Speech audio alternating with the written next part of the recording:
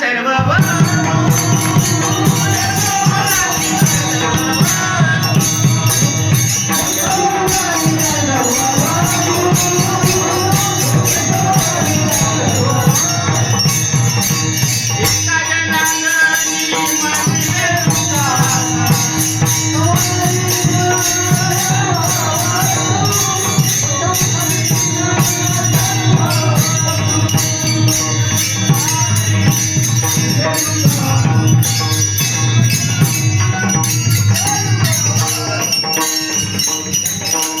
एका जनार्दनी मांडिले दुकान, देतो मोलावीन सर्व वस्तू. सगळ्या वस्तू बगर पैशाच्या आहेत हो.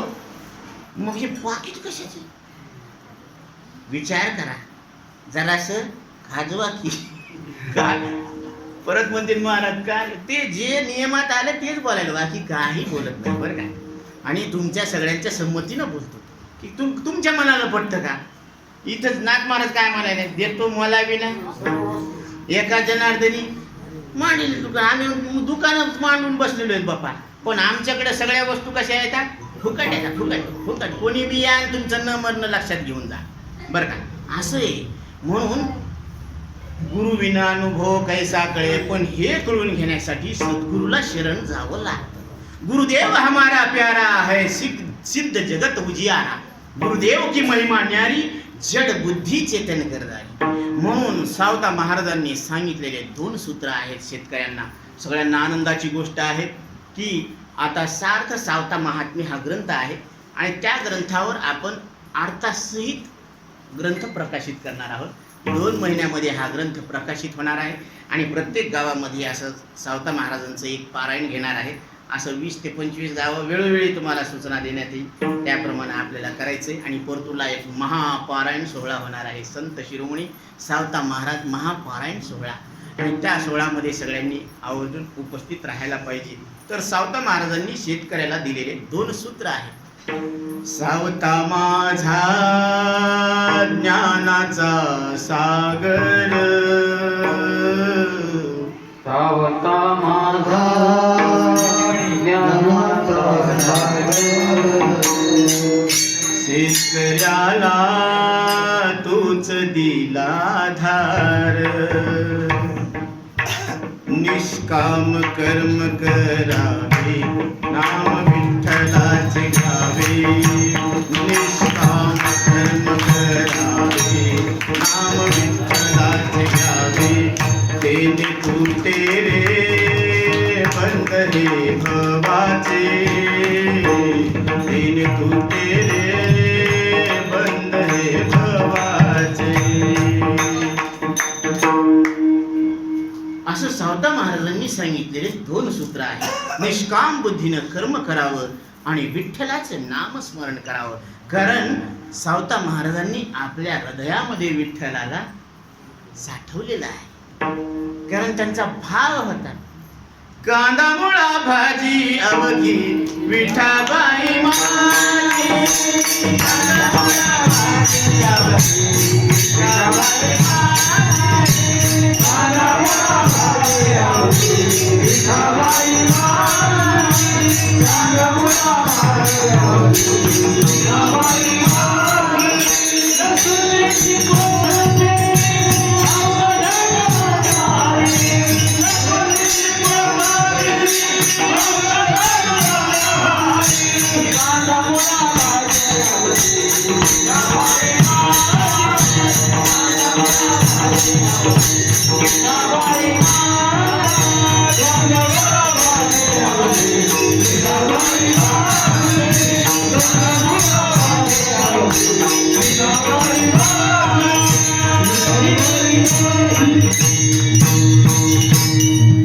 काय लक्षात आलं? जी तुम्ही ज्या वस्तूला माझी म्हणता, तुम्ही त्याच्याहून कसे येतं हे सूत्र सगळीकडे लावून टाकायचं. तुम्ही ज्याला ज्याला माझं म्हणते, मा सोन्या तुम्ही सोन्याहून वेगळे बरं का, आमचे माल तुम्ही मालकाहून, असं समजायचं बरं का.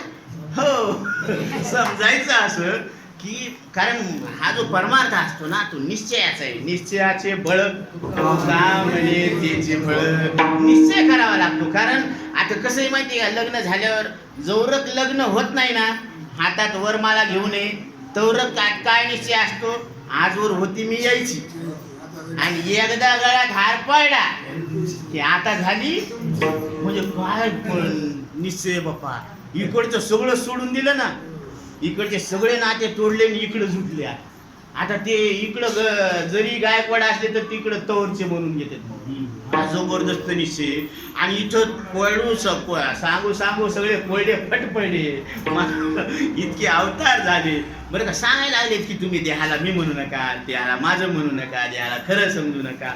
कारण ते खरं मानलं तरी राहत नाही ना. ते बालपण मेलं, तारुण्य मेलं, आणि हे उद्या म्हातारपण बी जाणार आहे. पण मग ते आलं आणि गेलं. आपण आलो का गेलो? आपण आलो नाही गेलो नाही ना. आपण येणाऱ्या जाणाऱ्या तारुण्याला बालपणाला जाणलं. मग आपण आल्या गेल्याचे का शंभू दिल्याचे? आपण आल्या गेल्याचे नाही, शंभू दिल्याचे नाही जात येत कोठे फिरून या. कसे आहेत महाराज तुम्ही? तुकोबारांना विचारा ना तुम्ही. तुम्हाला बोलायचं असलं ना हनुमंतरायाला बोलत जा, कोणालाच बोलू देऊ नका.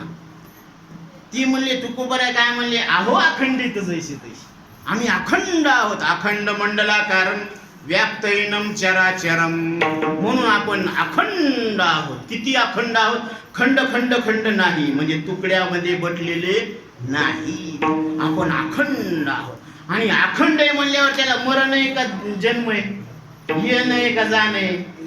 त्याची सरली गिरधार झाला सफल व्यापार. अशा पद्धतीनं व्यापार सफल होण्यासाठी भगवंताचं नामस्मरण करायचं. आणि त्याचं नामस्मरण केल्यानंतर देवा मी तुला माझं तन मन धन सगळंच काय केलेलं आहे, अर्पण केलेलं आहे. तेरा तुझको अर्पण किया लागे मेरा. कारण आता त्या तुझ्याशिवाय आम्हाला दुसऱ्याची कोणाची पर्वा, आम्ही कोणाला ओळखत बी नाही. म्हणून महाराज सांगतात की तनु मनु जीवे शरण विनटलो तुझे पायी, बाप रुक्मा देवरा वाचून आणून येणे काही. म्हणजे तुझ्या वाचून दुसरं काहीच नाही. सबका मालिक एक. सगळ्यांचं मालिक एक आहे म्हणल्यावर एको हम बहुश्याम. म्हणजे सृष्टी उत्पन्न होण्यापूर्वी काय होतं? एकच होतं. एकम अद्वितीयम ब्रह्म पाही, आणि दुसरे काही नाही. आणि वेदांत शास्त्राची सिंह गर्जना आहे, ब्रह्म सत्यम जगन मिथ्या जीवो ब्रह्मैव नापरः. ब्रह्मतत्व सत्य आहे आणि अनुभवाला येणारं विश्व हे स्वप्नासारखं खोटे. आणि ते तुमचं आमचं सगळ्यांचं एक स्वरूप आहे. आता स्वप्नासारखं खोटे म्हणल्यावर कसं खोटे? आता एक जण संन्याशी होता, थोडीशी गंमत आहे बरं का. संन्याशी होता, उन्हाळ्याचे दिवस होते आणि गार सावलीमध्ये तिथं विहीर होती, आणि त्या झाडाच्या सावली खाल्ली त्यानं नाही का आपली जी काही शिदोरी ती खाल्ली, पाणी पिलं. ते म्हणे थोडंसं आराम करावा, थोडंसं आराम करावं म्हणले. आणि त्यांनी नाही का थोडंसं अंग टाकलं आणि त्याला असं एक स्वप्न पडलं की त्याला मस्तपैकी एक छान सारखी सुंदर बायको मिळाली बरं का. छान असे गोंडस 2-3 लेकरं झाले. आता ते दोघंच होते तर नाही का जागा पुरायची. आता ते एक लेकरू झालं तर ते लेकरू मधात आणि ते दोघं 2 किनाऱ्याला. आता 2 लेकरू झाले तर ते म्हणजे अजून थोडंसं सरकार